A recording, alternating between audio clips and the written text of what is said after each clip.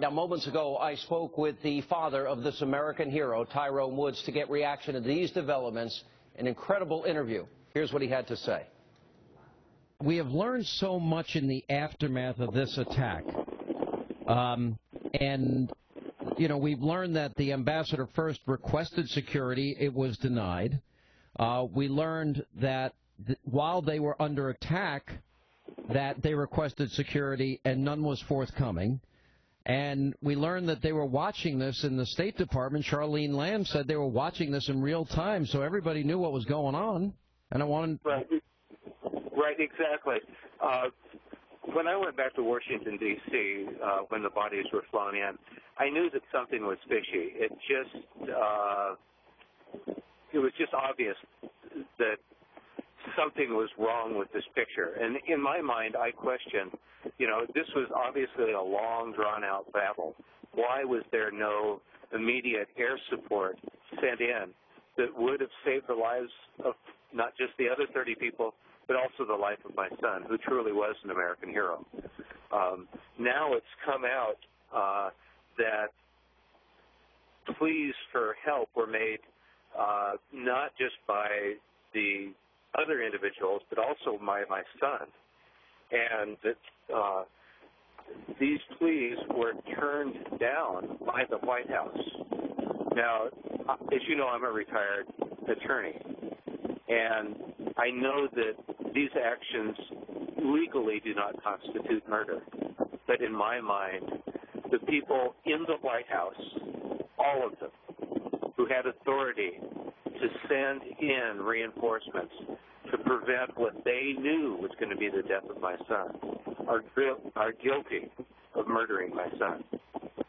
There's new information that came out this morning that my son, on a couple of different occasions, requested permission to go to the aid of those 30 people who were being attacked. And on at least 2 of those first occasions, he was told, stay where you're at. Let them die. Don't go. And it does not surprise me that my son disobeyed orders in order to save American lives. That's the type of American hero he was. So after he was told to stand down, as I understand it, there were numerous other pleas for help. And your son actually, as I understand it, rescued many people and got them out of the consulate. Is that true? You know, one of the real touching emails I got was with an individual. I won't mention the name, but I received an email from someone who said, your son's sacrifice saved my life. And he saved more than one life. And that's the type of man he was. That's the type of leadership the military needs. So if he would have obeyed that order to stand down rather than help the ambassador's team, that person is telling you they wouldn't be alive today. That is correct. And many other people as well. Your son first got involved, was told to stand down after they heard shots at approximately 9:40 p.m. Now, as I understand it, it wasn't until about 4 a.m. the next day that your son, after he had rescued other people, was still fighting in this attack, and it was then that he took on mortar fire. That's my understanding. For 7 hours, the cowards in the White House were watching something they knew that was going to potentially kill those 30 people and potentially kill my son. And they refused to do that, even though they had a moral duty to send support. They chose not to. This is not the way the SEALs operate. The SEALs are an honorable unit, and Ty was honorable by disobeying the powers in the White House that told him not to rescue those lives. Your son was told to stand down. Here's a Navy SEAL with all the time and training and effort. He risks his military career, risks his life for 7 full hours, rescues all these people.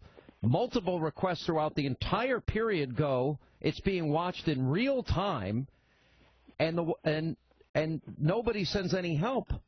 I can't fathom this.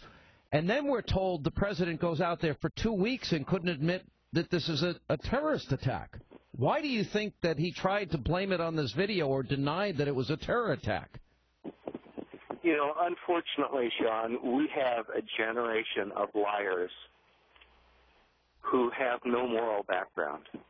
Hopefully, my son's sacrifice and his moral courage and his moral strength will encourage our next generation to be completely different, that we will change our direction, that we will raise up a new generation of true American heroes, such as my son, who have moral courage and who are not liars like too many people in authority are nowadays.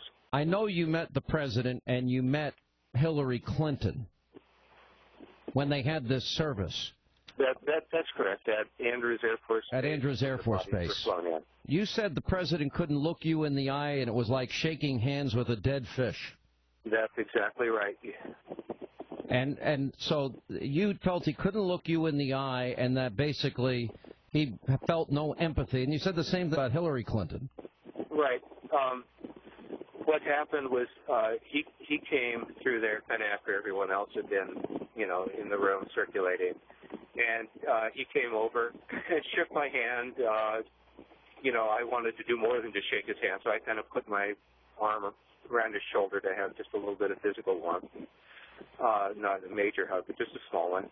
And, you know, it wasn't in a powerful voice. It was more of just a whiny little voice. I'm sorry.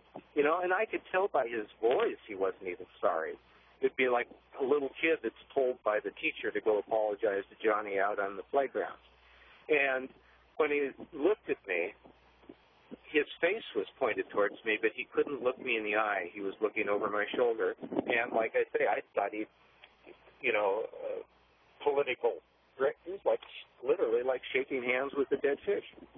Wow. And I did not believe him at all as far as his being sorry. And now we understand why. Was he one of those cowards that was in the White House watching my son being murdered on TV and refusing to do anything? That's a question that he will probably not have the courage to answer publicly, but I would like to personally know that answer, and one of these days, I'm sure that we will have that answer. It is the hardest thing to lose a child, and learning about the heroics of your son are beyond inspiring. He put everything on the line. You know, if we want to use a biblical quote, no greater love hath a man to lay down his life for somebody else. Your son laid down his life for others. That's right. Yeah. So thank you very much, Sean, and I really appreciate the work that you're doing. I appreciate your time. Thank you for being with us. Probably the most unbelievable interview I've ever had.